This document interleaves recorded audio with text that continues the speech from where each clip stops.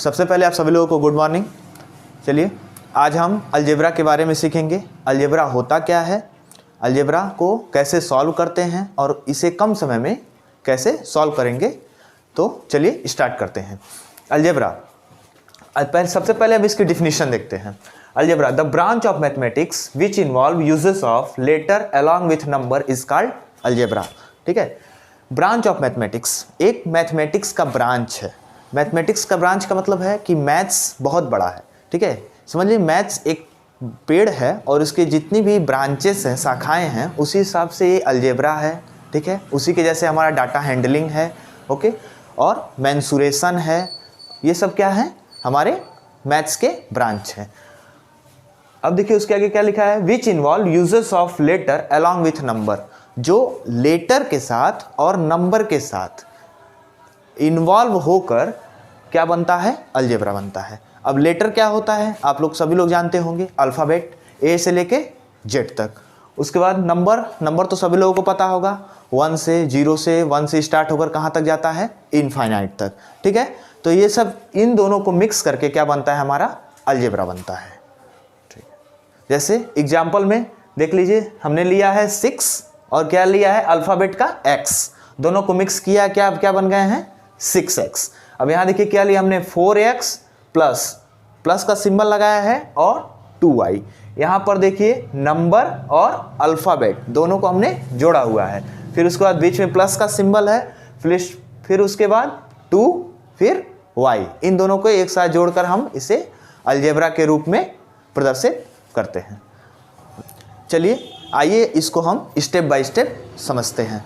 देखिए हमारे यहाँ 6x लिखा है। ठीक है, 6 को आप लोग समझते हैं नंबर है, x को यहाँ अलजेब्रा में अल्फ़ाबेट ना कहकर क्या कहते हैं, वेरिएबल कहते हैं। चलिए हम समझते हैं वेरिएबल्स क्या होते हैं। वेरिएबल्स समझ लीजिए A to Z जितने हैं, इन सबको क्या चीज़ कहा जाता है, अलजेब्रा में वेरिएबल्स। ओके, चलिए अगला स्टेप है हमारा अलजेब्रिक एक्सप्रेशन। चलिए इसके बारे में समझते हैं। कॉम्बिनेशन ऑफ, इसका डिफिनीशन क्या है, combination of numeral and variable connected by one or more symbol just like plus or minus is known as algebraic expression. क्या है, combination of numeral and variable. इससे पहले हमने पढ़ा कि अलजेब्रा होता क्या है। तो अलजेब्रा में हमने देखा कि हमने अल्फ़ाबेट और नंबर को मिक्स किया तो अलजेब्रा का फॉर्मेशन हुआ। जो अगला स्टेप था कि उसमें वेरिएबल क्या था, तो हमने वेरिएबल भी समझ लिया कि A to Z को हम क्या कहते हैं, वेरिएबल कहते हैं। अब अगला जो स्टेप था हमारा अलजेब्रिक एक्सप्रेशन, इसमें हमको क्या देखने को मिला, कॉम्बिनेशन है नंबरल और वेरिएबल का connected by one or more symbol plus or minus is known as algebraic expression. मतलब कि जो हमारा अलजेब्रिक एक्सप्रेशन है वो नंबर और लेटर को प्लस और माइनस के साथ मिक्स करके और उसको एक दूसरे से कनेक्ट कर रहा है, उस एक्सप्रेशन को क्या हम कहते हैं, अलजेब्रिक एक्सप्रेशन। अब एग्जाम्पल के रूप में समझिए, जैसे कि एग्जाम्पल है हमारा 4x plus 2y a plus b, ये सब क्या है, और समझ लीजिए 2x माइनस 3y, ये सब क्या है, हमारा अलजेब्रिक एक्सप्रेशन है। देखिए यहाँ 4x प्लस 2y, ठीक है, इन दोनों को अलजेब्रिक जो अल्फ़ाबेटिक लेटर हैं, नंबर हैं, इन दोनों को एक प्लस सिंबल के साथ क्या चीज़ किया गया है, कनेक्ट किया गया है, जो हमारा अलजेब्रिक एक्सप्रेशन है। चलिए देखिए a प्लस b जो है ये क्या है, ये भी क्या है, अलजेब्रिक एक्सप्रेशन है। अब अलजेब्रिक एक्सप्रेशन को दो पार्ट में कंसिस्ट किया जाता है, एक है हमारा लिटरल फैक्टर और एक है हमारा नंबरल फैक्टर। लिटरल फैक्टर क्या होता है, लिटरल फैक्टर से ही आपको वर्ड में समझ में आ जाएगा कि लेटर से रिलेटेड, मतलब क्या होते हैं लेटर, अल्फ़ाबेट वाले लेटर्स ए से लेके जेड तक, ये सब क्या हमारे लिटरल फैक्टर हैं। जैसे इसमें 4x है तो x क्या है, हमारा लिटरल फैक्टर है, और जो 4 क्या है वो हमारा नंबरल फैक्टर है। नंबरल का मतलब क्या होता है, नंबर से रिलेटेड फैक्टर। ओके, चलिए देखिए अगला स्टेप है हमारा टाइप्स ऑफ अलजेब्रिक एक्सप्रेशन, मतलब अलजेब्रिक एक्सप्रेशन के कितने प्रकार होते हैं। पहला है हमारा उसमें मोनोमियल। मोनोमियल क्या होता है, चलिए मोनोमियल इसको एग्जाम्पल रूप में समझते हैं। मोनोमियल का मतलब होता है कि N algebraic expression which have one term, जिसके पास एक टर्म होता है, जैसे कि x हो गया, 2y हो गया, y हो गया, 4y हो गया, ठीक है, 3z हो गया। ये सब क्या है हमारा मोनोमियल है। इसमें कितने टर्म हमको मिल रहे हैं? केवल वन टर्म। कितने टर्म है? One term. कितने टर्म है? One term, one term. इसमें टर्म का मतलब है कि उसमें एक ही टर्म होना चाहिए, उसमें प्लस और माइनस का सिंबल नहीं होना चाहिए। ओके, अगला है हमारा बायोनॉमियल।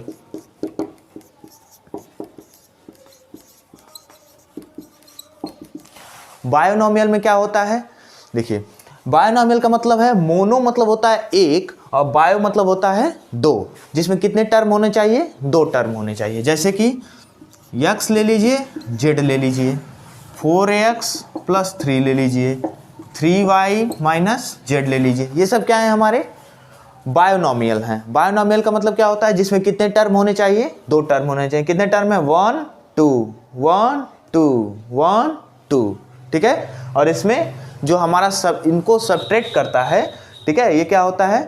प्लस माइनस के वजह से ये सब अलग अलग हो जाते हैं, ये टर्म में बढ़ जाते हैं। इसमें हमारा प्लस माइनस नहीं देखने को मिला था मोनोमियल में, और बायोनॉमियल में हमको प्लस माइनस देखने को मिला है, क्योंकि मोनोमियल में कितना टर्म होना चाहिए था? वन टर्म, और बायोनॉमियल में कितना टर्म होना चाहिए था? टू टर्म, ठीक है।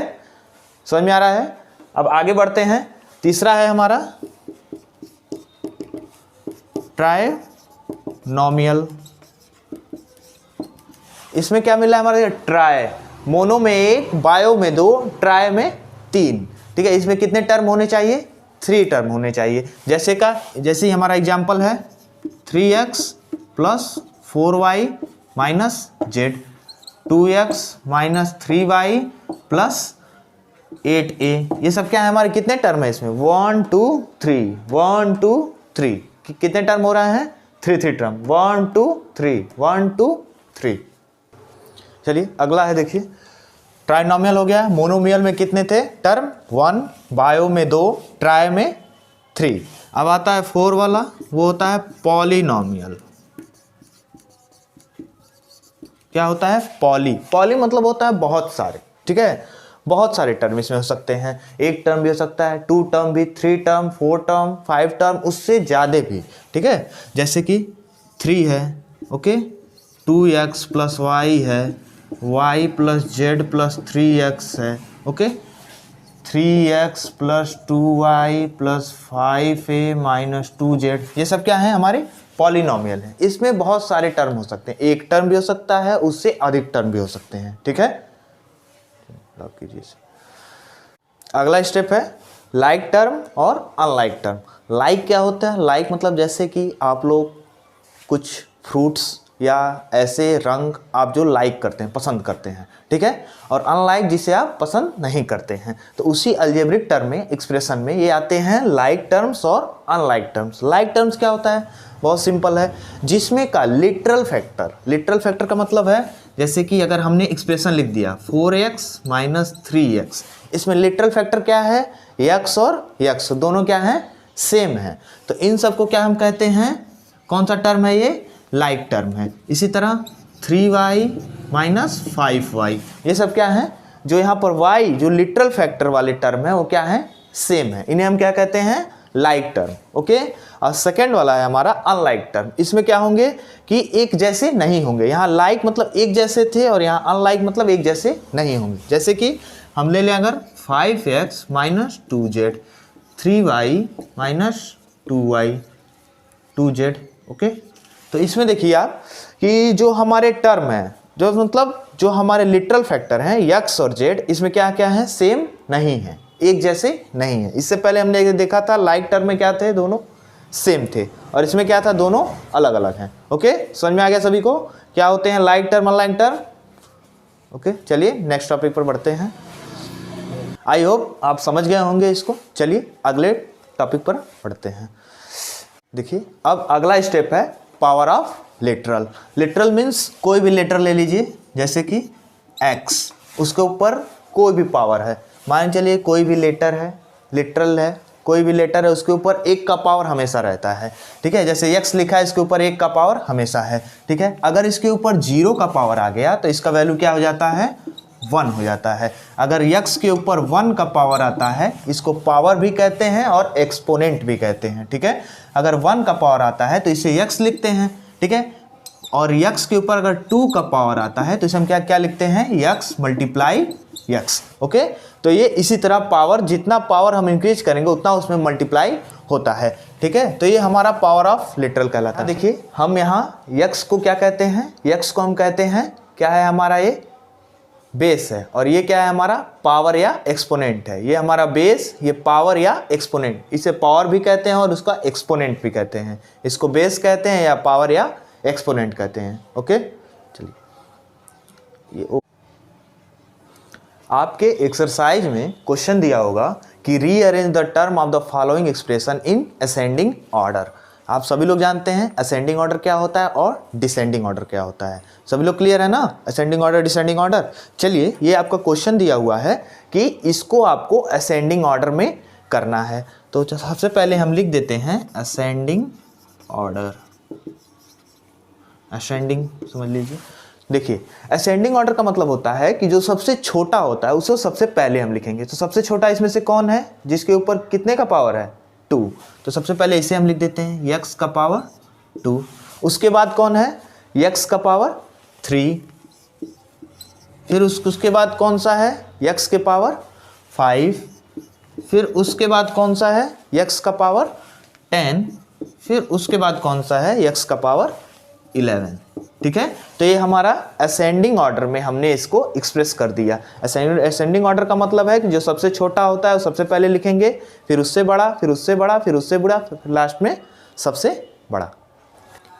आपके एक्सरसाइज में एक्सपेंडेड फॉर्म अगर क्वेश्चन दिया होगा तो कैसे करेंगे, चलिए आइए इसके ऊपर देखते हैं। जैसे हमारा a है, क्वेश्चन है हमारा कि x का पावर 5, ओके।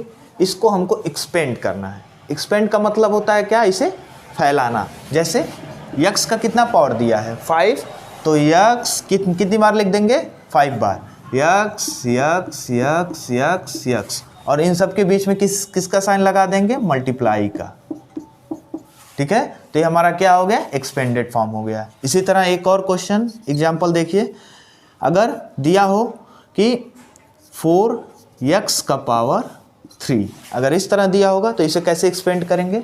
तो कितनी बार दिया, 4 का पावर कितना दिया है 3, तो 4 मल्टीप्लाई 4 मल्टीप्लाई 4, ठीक है। और x का भी पावर कितना दिया है 3 बार, तो x multiply x multiply x। ये क्या हो गया हमारा, इसका एक्सपेंडेड फॉर्म हो गया। हमने इतना छोटा था इसे एक्सपेंड कर दिया, ये इतना छोटा था हमने इसे एक्सपेंड कर दिया, यही कहलाता है हमारा एक्सपेंडेड फॉर्म।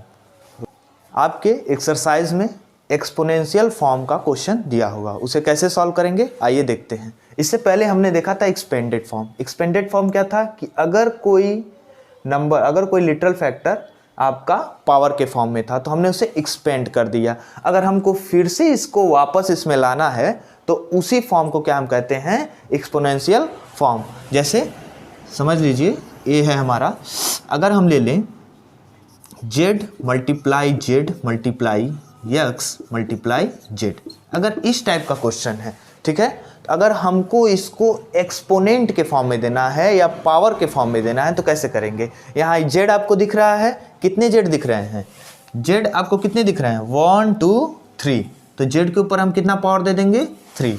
और x आपको दिख रहा है यहाँ पर, हाँ कितने x हैं, 1 x हैं, तो यहाँ पर हम 1 x लिख देंगे। ये हमारा क्या हो जाता है, एक्सपोनेंशियल फॉर्म हो जाते हैं। अगला क्वेश्चन है, इसको भी थोड़ा देखिए और आपके डाउट क्लियर होंगे।